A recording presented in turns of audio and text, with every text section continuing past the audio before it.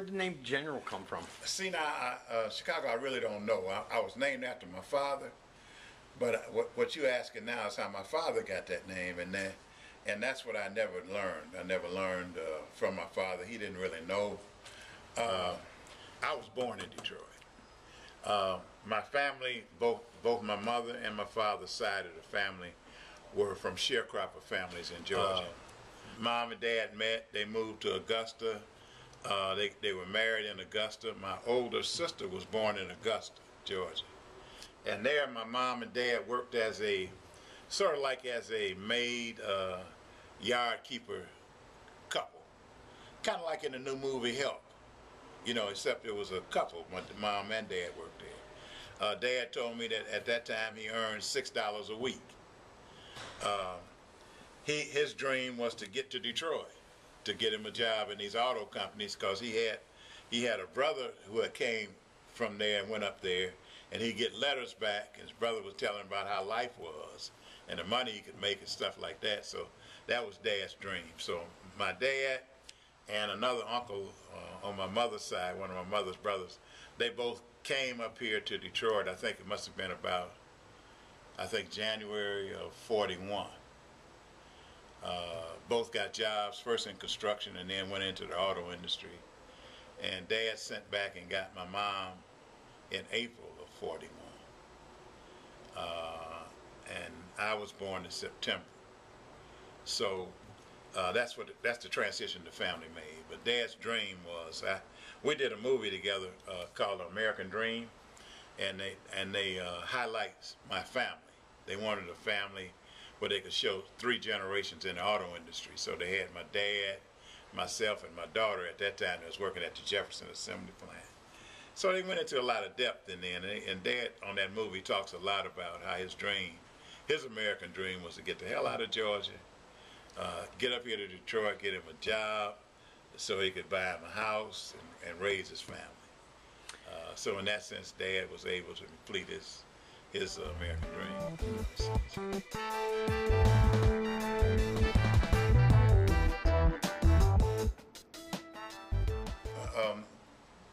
What we're talking about really is the history of Detroit, really, and the struggles that workers went through here in this city. The city, Chicago, if you look at it now, it's not the city it used to be. We used to be Auto Town, and when I say Auto Town, I mean that in the strictest sense of the word, because they had so many auto plants here that some of them that don't even exist today, right? Like Calvinator, Nash, Hudson, Studebaker, all those cars that no longer exist, they had plants here making them, you know. Those plants existed alongside the big 3, you know. As a matter of fact, in the early days of the big 4, it was General Motors, Ford, Chrysler, and American Motors. American Motors, you know, at that time had the Jeep and the Rambler. That was their cars, and they were called the 4th largest company. So this used to be a real concentration of auto plants here in the city. And it was a city that you came to. When I talked to my father and all of them, they say, you came to Detroit because you wanted to work, you know. The people that left the South coming north, if you wanted to play or gamble and dance, and you went to Chicago. But if you wanted to work, you brought your butt to Detroit. So it had a history like that. I mean, people knew what they came here for.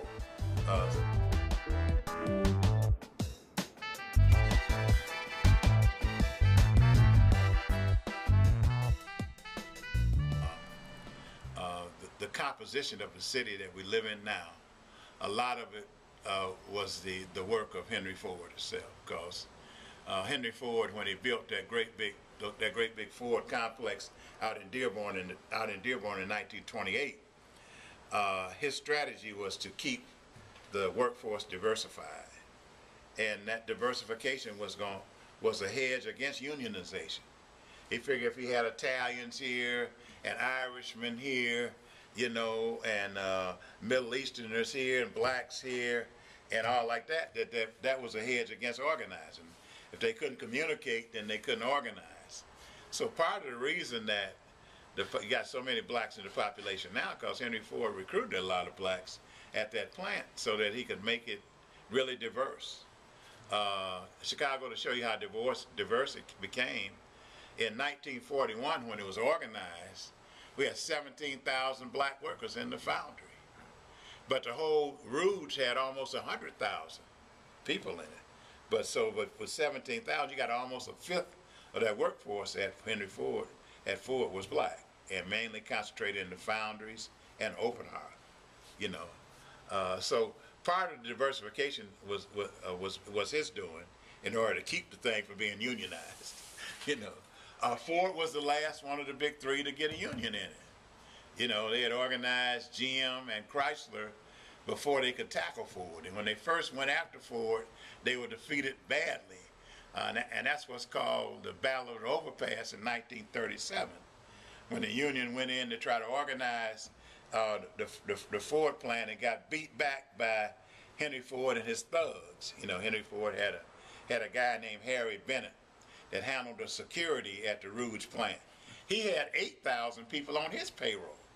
So he had 8,000 people that was just in the security operations at Ford Motor Company. And it was notorious, some of the stories about Harry Bennett. Harry Bennett was an ex-gangster of the like of the Capones and people that came out in that period of time. And he was an architect man of it, and he done a good job to keep that plant free of unions. Now the other plants in the city, you know, Chrysler had, man, maybe 29 plants. GM had maybe a dozen plants. You know, you had American Motors. We had like I said, a big Packard plant over on the east side. We had Hudson plant. We had Kaiser Fraser. We had all those plants here. The Studebaker plant, even though its concentration was in Indianapolis, we had a small Studebaker plant here in the city. So we had all these, and then not only did you have those name plant Chicago, but you know, the auto industry always had these little spin-off plants. You know, Briggs Manufacturing, I can't even think of some of them now, Kelsey Hayes, a whole lot of other little plants that made different components for auto that was associated with it. So it's a real concentration, man, of auto plants and auto workers in this town. And part of the struggle that we had, most of them didn't have the kind of penetration of blacks in them that Ford Motor Company did, because Henry Ford had a plan, you know, and his plan on diversification was to keep them from being unionized. And what happened was that when Walter Reuther and them went to the Ford plant in 1937, because, you know, okay, we had the sit-down strike in 37 up in Flint. You know, that's historic about the Flint sit-down and Fisher Body #1. Their whole story's written about that, you know, about that effort there.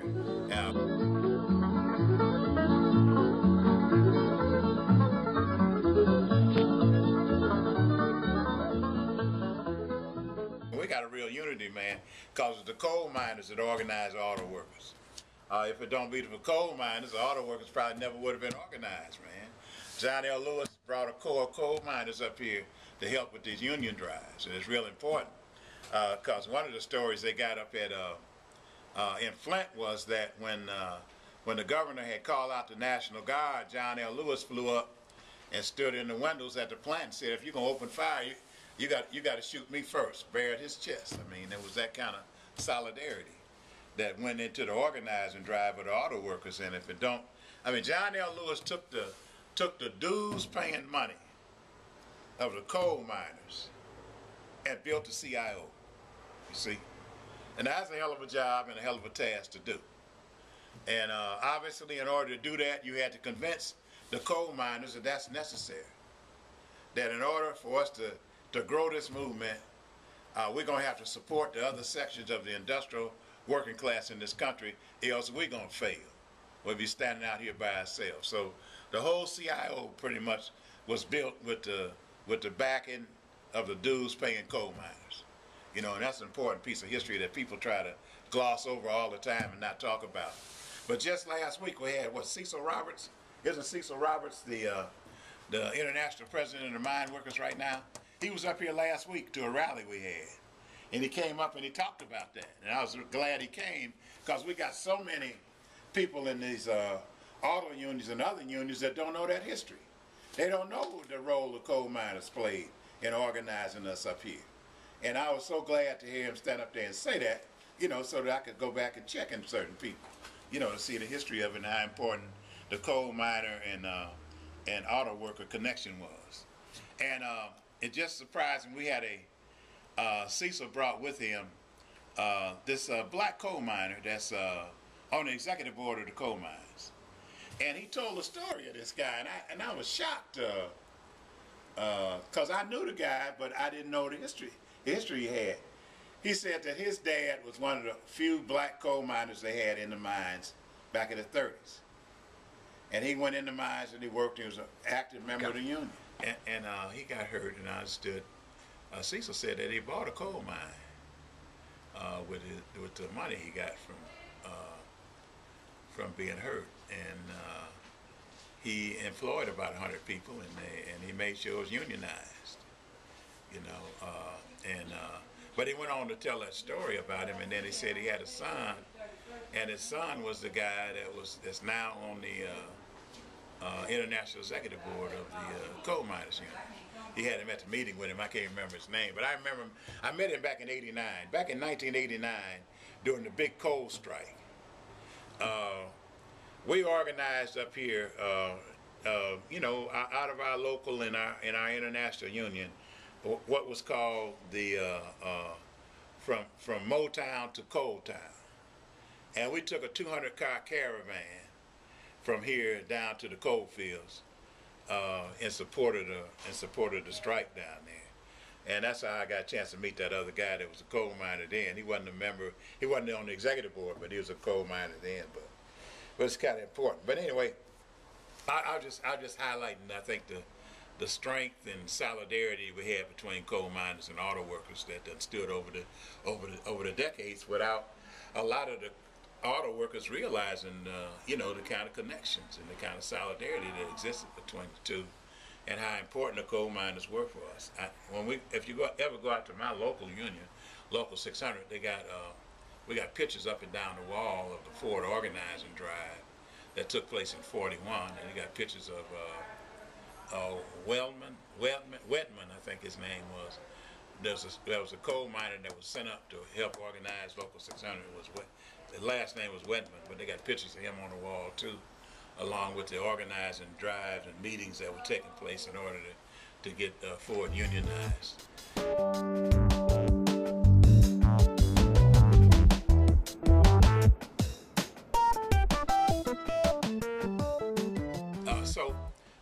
What happened at the Rouge plant was different than what happened at all the rest of the plants. The Rouge plant was the most difficult to organize because you had so many black workers in the foundry. A lot of it has to do with, if you look strategically at how the Rouge plant is situated, you know, and organized up and down Miller Road. We had a large foundry that sat on the Miller Road side of the plant, and that's where all the big concentration of black workers were, in that foundry. And it was the critical place where pickets were going to take place, because the main gate was Gate 4, which is right at the end of the foundry. And anyway, what happened was that Harry Bennett's strategy during the organizing strike in '41 was to try to turn the organizing strike into a race riot.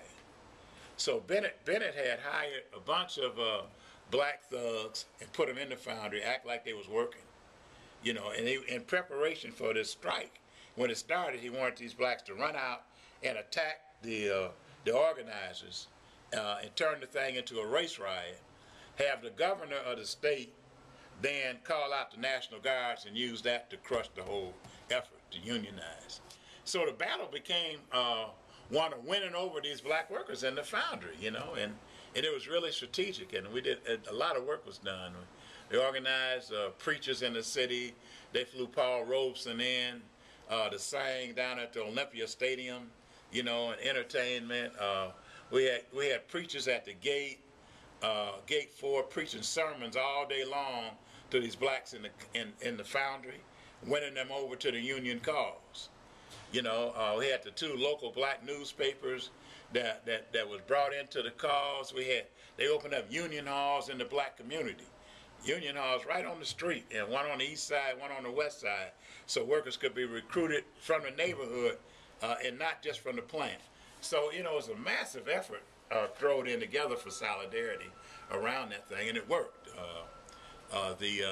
When the first pickets came out, they sent some of those strike breakers out of the plants to attack them, but they fought them off. After they fought them off, after a couple of days of agitations, about 5 days, all of those black workers stormed out of the foundry and joined the strike. You know, and the issue was settled. So, so Fort Rouge, the Rouge plant, and the Rouge workers became a real different grouping than the rest of the Chrysler plants, GM plants that exist. We had a real solidarity out of the Rouge over the race question. You know, blacks and whites were really united out of practical struggle, because people understood that if we hadn't have been united, we'd have been defeated. Now, that same kind of example didn't exist necessarily at GM and at Chrysler and some of the other plants. And so by the time you develop and go up historically, you got a different kind of combination. Like when they first brought, during the war years, in 1943, when they first brought black workers into the Packard plant on the final assembly line, whites walked out, refused to work with them. Did the same thing at a couple of GM plants. Well, at Ford, you had a different kind of solidarity. All that stuff had been done before, and you didn't have no protests and stuff like that, you know. So the Ford local became quite different than the rest of the locals in the development of the history of the city, and it became an important prop later on in Chicago when we got to the 60s. The Ford local was the most militant of the locals all the time, and provided a real beacon of social consciousness and stuff in the city, where some of the other locals were more backward.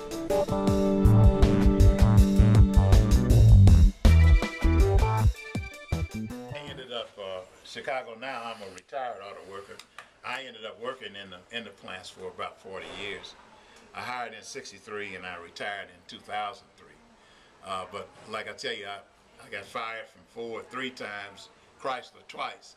So my seniority wasn't one smooth collection of years, you know. And I got fired most of the time in practical struggles, wildcat strikes and things that we call overworking conditions and organizing issues like that. All of them were for the same reason. I mean, once I got fired the first time, I got blacklisted, and then so when I go back in again and they discover me, they fire me again. So I ultimately ended up Chicago having to go out and get a new name, new social security number, sneak back in the Ford plant, get a job. By that time, I learned the contract language that said that on falsification of application in the Ford system, you had to survive. If you could get away with it for 12 months, you're okay. That means they had a statute of limitations that they agreed upon. If you falsify an application and you get away with it for over a year, you're all right. But if you're caught short of that, then the company got a right to discharge you. What they said is that it's wrong to falsify, but it's also wrong for this falsification to stand over you all the days of your life. So therefore, we need a time limitation on this thing that would provide a statute of limitations. You know, and so that's what we ended up having. And that's why it ended up being a 12-year rule. The way I understood it, at GM and Chrysler, it became 18 months. So Ford had a stronger language than the other two. So I worked, I got that new name into social Chicago. I went in there and I worked for 19 months before they caught up with me. And somebody finally told on me. And they called me in. They had a stack of pictures of me like that from the old Chrysler plants with the other name. They had a collection of my employment applications from the different Ford plants and Chrysler plants. And they told me they was going to fire me for securing employment under use of an alias, which ain't nothing but a fancy name for falsification. So I was discharged. I stayed in the street 16 months waiting for my case to go to the Empire. And when it finally went to the Empire, we won. At least we've got a split. I got my job and my seniority, but no back pay. I didn't get the back pay for the 16 months I was in the street, but we took the job and the seniority with my name back, and I went on back to work. And that's why I was able to finish my tenure at Ford, you know, with my right name and all that kind of stuff. So I ended up retiring on a disability retirement in 2003. And they gave me credit for 29.7 years seniority, even though I worked in and out of different shops for 40 years. Obviously, the Chrysler time, I had almost 5.5 years of Chrysler. Chrysler time is not portable to Ford. You know, those pension funds are set up separately, so you can't transfer funds from one auto plant to the other, because the company holds the pensions, not the unions. You know, so that's the way that worked. So anyway, that's how, that was my tenure, Chicago, in terms of my involvement in these struggles here in the city.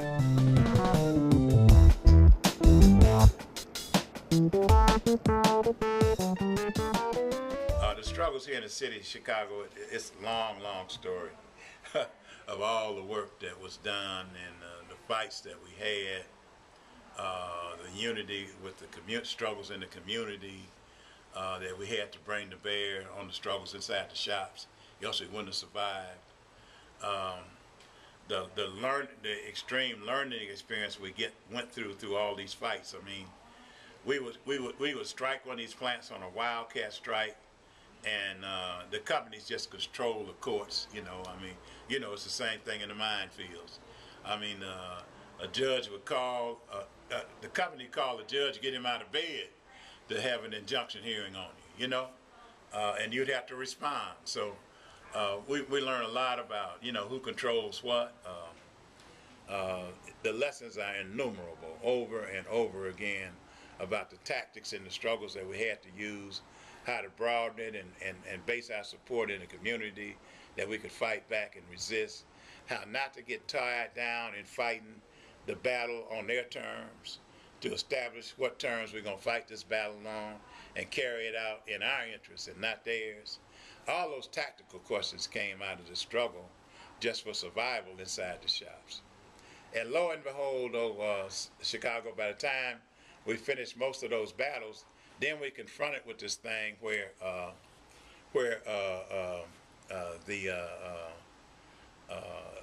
the robots began to enter the plant, and all the work that you've done to advance your cause inside the plant for jobs and things are now being eliminated in mass by robots, and the whole struggle for equality and stuff at the workforce been transferred into a struggle for survival.